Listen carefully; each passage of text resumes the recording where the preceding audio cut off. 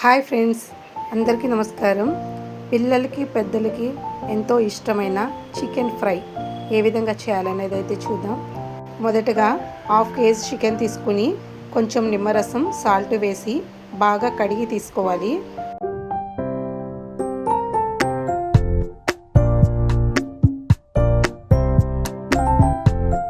ఇప్పుడు ఈ చికెన్లో 1 స్పూన్ సాల్టు, 1 స్పూన్ కారం, 1/2 స్పూన్ పసుపు, 1 స్పూన్ ధనియాల పొడి, 2 స్పూన్ల పెరుగు వేసుకుని బాగా కలుపుకొని మూత పెట్టి ఒక 1/2 అవర్ ఫ్రిడ్జ్లో ఉంచండి.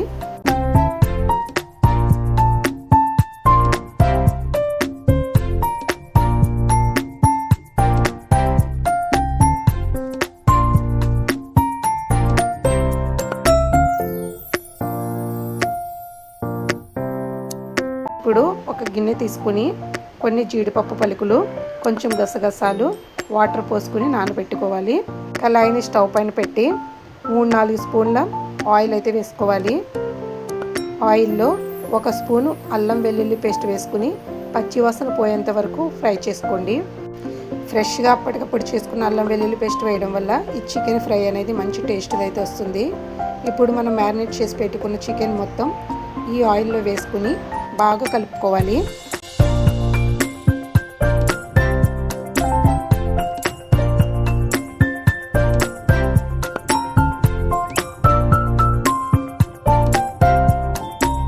చికెన్లోని వాటర్ మొత్తం బయటకు వచ్చి బాగా ఫ్రై అయ్యే వరకు కూడా ఉంచాలండి. ఇప్పుడు ఒక మిక్సీ జార్ తీసుకుని 2 టమాటోలు, కొంచెం కొత్తిమీర, మనం నానబెట్టుకున్న గసగసాలు, జీడిపప్పు పలుకులు వేసుకుని బాగా మెత్తటి పేస్ట్లా అయితే చేసుకోవాలి.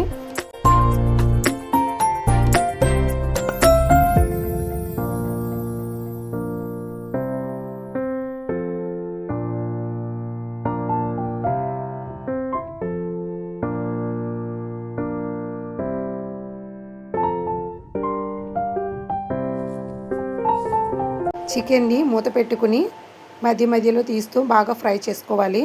చికెన్ మొత్తం ఈ విధంగా ఆయిల్ సపరేట్ అయ్యి బాగా ఫ్రై అయిపోవాలండి.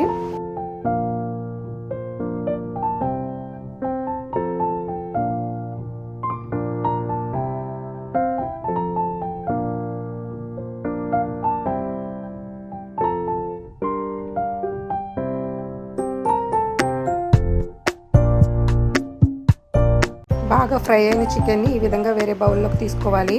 ఇప్పుడు అదే కళాయిలో ఇంకొంచెం ఆయిల్ వేసుకుని 1 స్పూను జీలకర్ర వేసుకోండి.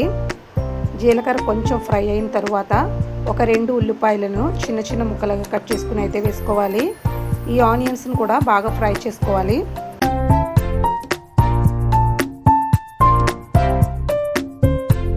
ఇప్పుడు మనం టమాటా పేస్ట్ చేసుకున్నాం కదా, ఆ పేస్ట్ని కూడా ఈ ఆనియన్స్లో వేసుకుని బాగా కలుపుకొని ఫ్రై అవనివ్వాలి.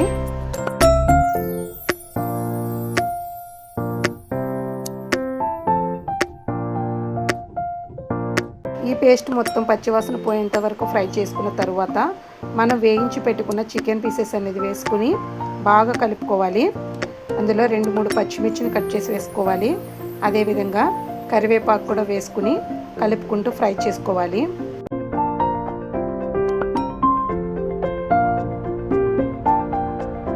చికెన్ ఫ్రై కాబట్టి వాటర్ ఏమీ వేయాల్సిన అవసరం అయితే ఉండదండి.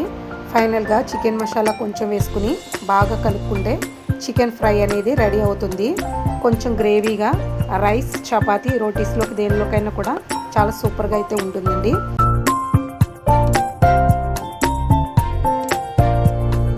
ఫైనల్గా కొత్తిమీర చల్లుకొని సర్వ్ చేసుకోవడమే. మరిన్ని రెసిపీస్ కోసం మా ఛానల్ని సబ్స్క్రైబ్ చేసుకోండి. Thanks for watching.